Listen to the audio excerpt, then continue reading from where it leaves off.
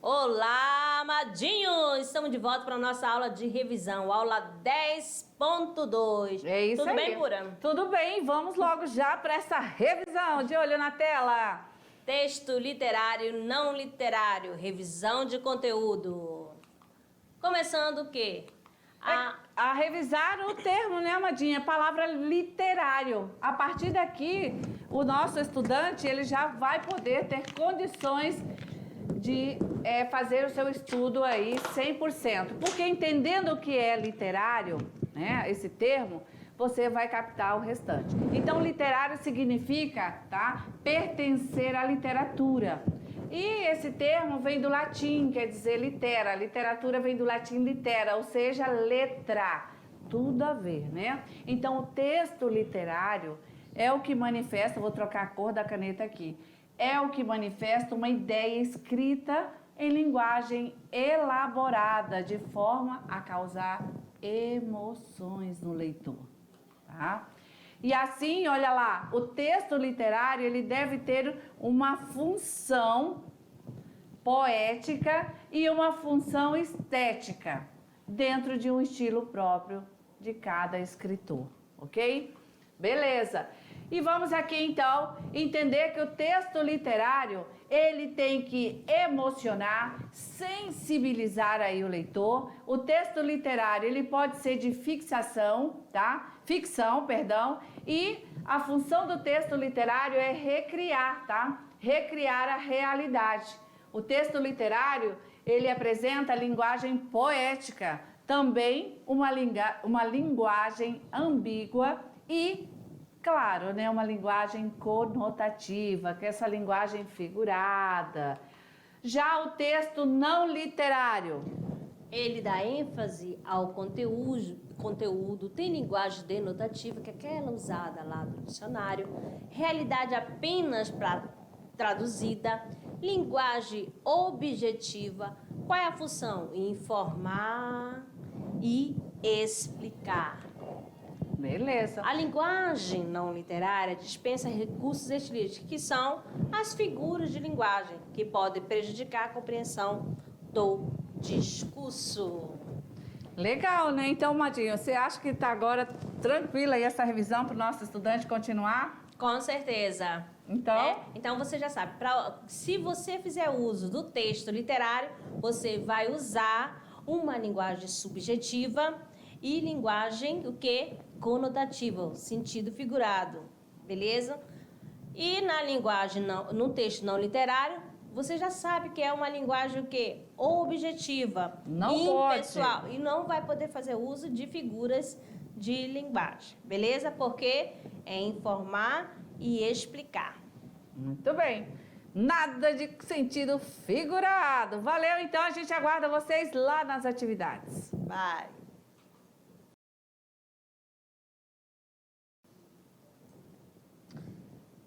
Olá, estamos de volta aqui, Amadinha. Adivinha pra quê? É claro que você vai ter um grande trabalho para adivinhar. É o que agora o momento? É o momento do Tirando Dúvidas. Vamos lá, vamos embora. Tirando dúvidas, resolução da atividade de sala. E vamos chamar a questão número 1. A expressão sublinhada em não temos motivo nenhum para abrir mão deles. É um exemplo de linguagem. Letra A, padrão.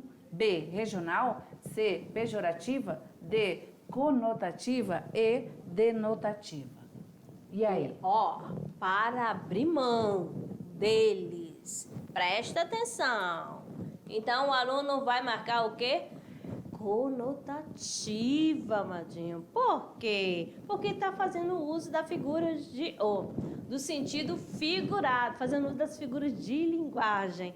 Abre mão deles, tem um outro sentido, beleza? Vários sentidos. É verdade, quando sua mãe diz aí, menino, guarda esse celular, e você diz, eu não vou abrir mão dele, né? É nesse sentido aí, tá? Exatamente, O celular não tem você mão não também, vai né? ceder, exatamente. Não vai ceder de jeito nenhum, mas beleza, questão número 2. Leia o trecho e responda a questão. É a palavra que identifica o ser humano. É ela seu substrato que possibilitou a convivência humana e a comunicação total entre os seres dotados de inteligência. Ela é a menor partícula do entendimento das coisas. A palavra é o átomo da alma. Ziraldo, da obra O Futuro do Livro. Com base no conceito de linguagem e nos dizeres de Ziraldo, deduz-se que, vamos lá, letra A, o homem é um ser exclusivamente social e assemelha-se aos outros seres que vivem reunidos pela capacidade de julgar e discernir, estabelecendo regras para a vida em sociedade. B. Há a necessidade de linguagem para que o homem possa se comunicar com os outros e, juntos, estabelecerem um código de vida em comum. C. A linguagem, capacidade comunicativa somente dos seres humanos, constrói vínculos e possibilita a transmissão de culturas. D. A linguagem é apenas um instrumento de comunicação. E a linguagem não é uma forma de interação com os outros. E aí, aluno, vamos lá. Sei que você aí já conseguiu marcar o X da questão. Será que você vai gabaritar? Ei, vamos lá. Gabarito letra B. Há necessidade de linguagem para que o homem possa se comunicar com os outros e juntos estabelecerem um código de vida em comum. Questão 3. 3. Estação. Do latim statione. Substantivo feminino 1. Cada um dos 4 períodos do ano, que constam de 3 meses, dos quais 2 começam com solstícios e 2 nos equinícios, e que se distinguem entre si pelas características climáticas, primavera, verão, outono e inverno. 2. Centro transmissor de rádio e televisão. 3. Local escolhido para determinada pesquisa ou observação para se colocar um marco ou uma baliza. Comando da questão. Considerando a leitura do texto acima, assinale a opção correta. Opção correta, Maldinho. Mas vamos aqui então de olho nisso. E você aí, claro que já percebeu que esse texto ele está em um determinado livro, né? Beleza, letra A. As ideias apresentadas apresentam características tanto denotativas quanto conotativas, caracterizando-se com um texto criativo rico em sentidos. B. As palavras apresentam sentidos carregados de valores afetivos e, por isso, caracterizam a linguagem conotativa. C. As ideias são literalmente conotativas, que se pode observar apenas pelas definições das características climáticas do ano. D. Para caracterizar o termo ou estação, o escritor utilizou termos exatos, precisos. Nesse caso, escreveu um texto denotativo. E o texto apresenta linguagem plurissignificativa ao informar o significado da palavra estação. Então, olha lá, o que você aí, após analisar esse texto, né, teria que chegar ao comando da questão, dizendo o quê, né? Vamos lá. É claro que o gabarito é a letra D. Que lá, na hora que você falou que representa, eu vou, não, tá dando lá uma diquinha, ó. Então, para caracterizar o termo estação, o escritor utilizou termos exatos, precisos. Nesse caso, escreveu um texto denotativo. Ali você sabe que poderia ser da questão lá do dicionário. Volta um né? pouquinho. Ali o exemplo, aí, ó, tirado então, no dicionário, a estação, tá tudo especificado, então... o dicionário, você tem um aí, pode abrir agora, nesse exato momento. Você vai ver que as palavras, elas têm já da origem, né? Vem do latim, do grego, a primeira informação. Depois, explicando se essa palavra é substantivo masculino, feminino, né? E aí, claro que ele tem vários significados, ó, né? Beleza? Então, aqui está numa linguagem do dicionário mesmo, né? Denotativo. Explicando essas estações denotativas. Beleza? Então, gabarito letra D, tá? Tranquilo aí. Questão número 4. Os textos a seguir foram escritos por Manuel Bandeira, poeta brasileiro do século XX. Texto 1. Poema de finados. Amanhã, que é dia dos mortos, vai ao cemitério. Vai e procura entre a sepultura de meu pai. Leva 3 rosas bem bonitas, ajoelha e reza uma oração. Não pelo meu pai, mas pelo filho. O filho tem mais precisão. O que resta de mim na vida é a amargura do que sofri. Pois nada quero, nada espero. Em verdade, estou morto ali. Texto 2. Toada foi sempre um homem alegre, mas depois que tu partistes, perdi de todo a alegria. Fiquei triste, triste, triste. Nunca dantes me sentira tão desinfeliz assim. É que ando dentro da vida, sem vida dentro de mim. Comando da questão. Levando em consideração a linguagem e as ideias dos textos apresentados, assinale a opção correta. Letra A. Ambos os textos são literários. O poeta, por meio de uma linguagem figurada, realiza uma mensagem objetiva da realidade. B. Esses textos de bandeira levam em consideração apenas o plano da informação. Transmitem, de modo denotativo, informações a respeito do escritor. C. A mensagem e a linguagem desses 2 textos são semelhantes.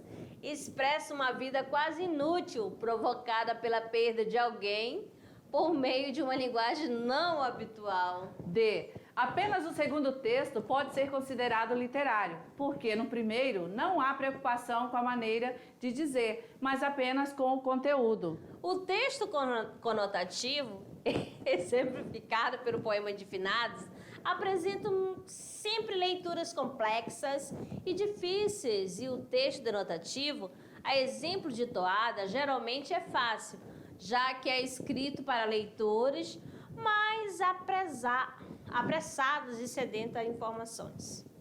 Ok, e aí o gabarito da questão nada mais é do que letra C. A mensagem e a linguagem desses 2 textos são semelhantes. Por que semelhantes? Porque os 2 textos, eles expressam aí uma vida quase inútil, provocada pela perda de alguém por meio de uma linguagem aí não habitual, né? Ok? Assim, eu espero que você aí tenha conseguido gabaritar. Se não gabaritou, não chora não. Por quê, Amadinha? Porque está chegando aquele momento que todos estão aguardando, que é o Se Liga no Enem! Beleza, o Se Liga no Enem é o momento em que o aluno vai ser aquele aluno treineiro do Enem. Vamos chamar a questão então. Tá reclamando do tamanho do texto? Não, aqui é um exercício, porque o Enem é desse jeito mesmo. Vamos lá. Na verdade, o que se chama genericamente de índios é um grupo de mais de 300 povos que, juntos, falam mais de 180 línguas diferentes. Cada um desses povos possui diferentes histórias, lendas, tradições, conceitos e olhares sobre a vida, sobre a liberdade, sobre o tempo e sobre a natureza. Em comum, tais comunidades apresentam a profunda comunhão com o ambiente em que vivem, o respeito em relação aos indivíduos mais velhos, a preocupação com as futuras gerações e o senso de que a felicidade individual depende do êxito do grupo. Para eles, o sucesso é o resultado de uma construção coletiva. Estas ideias, partilhadas pelos povos indígenas, são indispensáveis para construir qualquer noção moderna de civilização. Os verdadeiros representantes do atraso no nosso país não são os índios, mas aqueles que se pautam por visões preconceituosas e ultrapassadas de progresso. Comando da questão.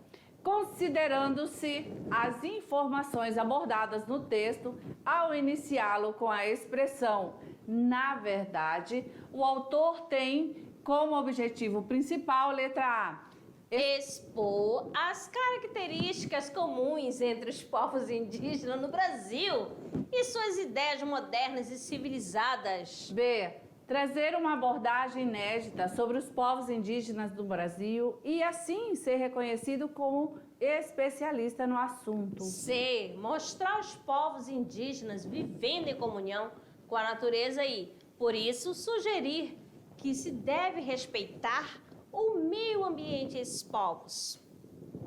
D. Usar a conhecida oposição entre moderno e antigo como uma forma de respeitar a maneira ultrapassada como vivem os povos indígenas em diferentes regiões do Brasil. E apresentar informações pouco divulgadas a respeito dos indígenas no Brasil, para defender o caráter desses povos como civilizações em contraposição a visões preconcebidas. Ok, se o aluno marcou no texto, né? Lá no último parágrafo, ele vai conseguir gabaritar com sucesso. Vocês perceberam que no texto, volta, Amadinha, a gente marcou para te auxiliar na leitura. Nos exercícios, você também pode estar buscando estratégia para os seus olhos não cansar quando esse texto for grande. Você pode estar separando também aí por informações do parágrafo, né? Por exemplo, você para aqui, para daí você estar buscando, olha, as informações.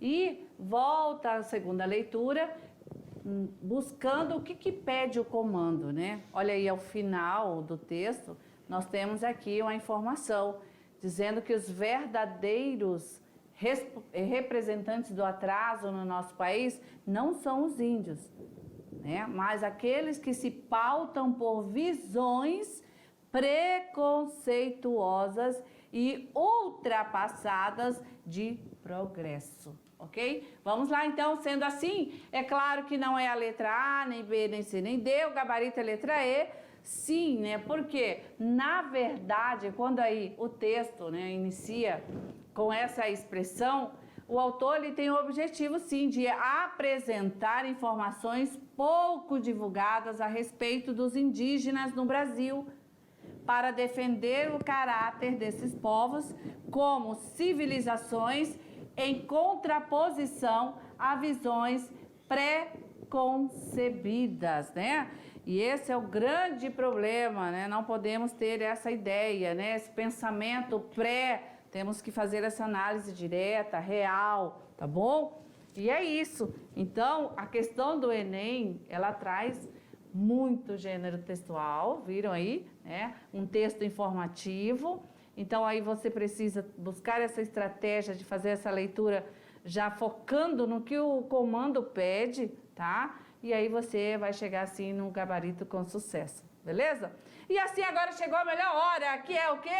O Clube de Leitura! Beleza? O Clube de Leitura traz o quê, Amadinha? O Alto da Barca do Inferno, de Gil Vicente. Beleza! Então essa obra traz, na verdade, embutida aí nessa sua composição literária, valores de duas épocas, escrita na passagem da Idade Média para a Idade Moderna. E a obra oscila entre os valores morais. Vamos aqui então, quais são esses valores, Amadinha? Qual é esse valor moral? Será que a gente ainda tem esse comando aí de valor moral? Às vezes assim, a pessoa diz uma coisa e pratica outra. O que acontece?